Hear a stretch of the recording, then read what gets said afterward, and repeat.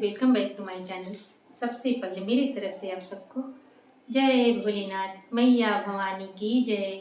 आज तीज का त्यौहार है, सो मैं आज अपने चैनल पर तीज का शिव जी का बहुत ही प्यारा भजन लेकर आई हूँ। आप लोग लास्ट तक देखिएगा, बहुत ही अच्छा और बहुत ही प्यारा है शिव जी का भजन। बानी भूखल तीज के बरतिया हो, बानी भूखल तीज के बरतिया हो, बिनती करी सुन ली मोरे अरजिया हो।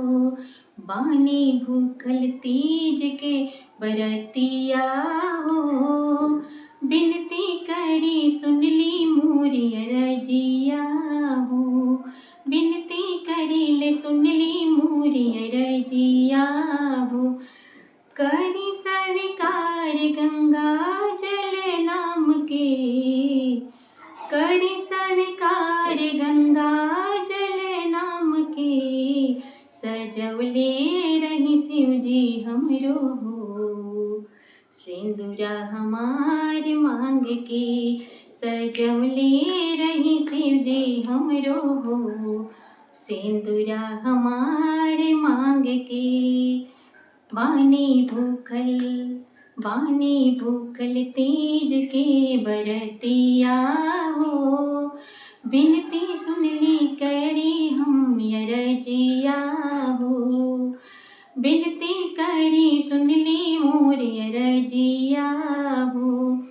करी स्वीकार गंगा जल नाम के, सजवले रही शिव जी हमरो हो, सिंदूरा हमार मांग के, सजवले रही शिव जी हमरो हो, सिंदूरा हमार मांग के।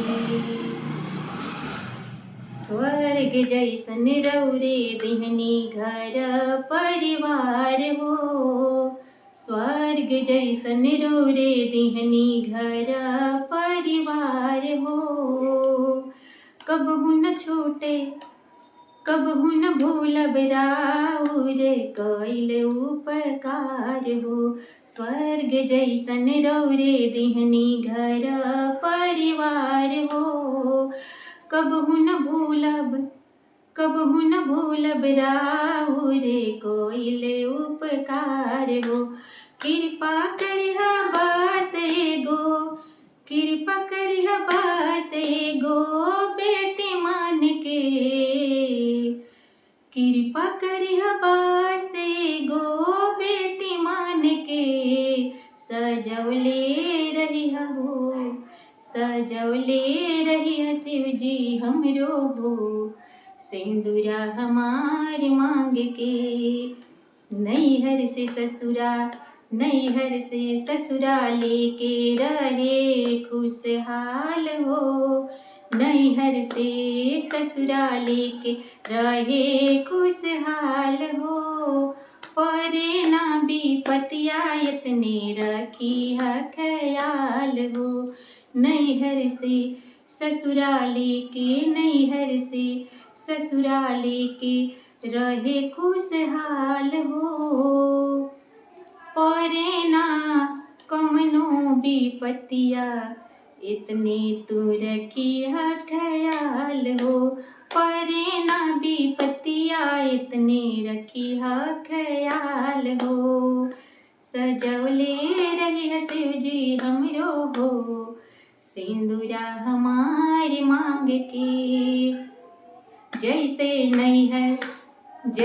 नैया पार लगौनी प्रभु श्री राम के, जैसे नैया पार लगौनी प्रभु श्री राम के, सजवले रहे शिव जी हमरे हो, सिंदूरा हमार मांग के, सजवले रहे शिव जी हमरे हो, सिंदूरा हमार मांग के।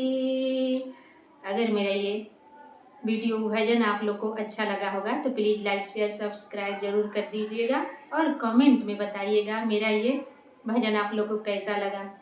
फिर मिलती हूँ अगले वीडियो में। तब तक मेरे तरफ से आप सबको हर हर महादेव, मैया भवानी की जय।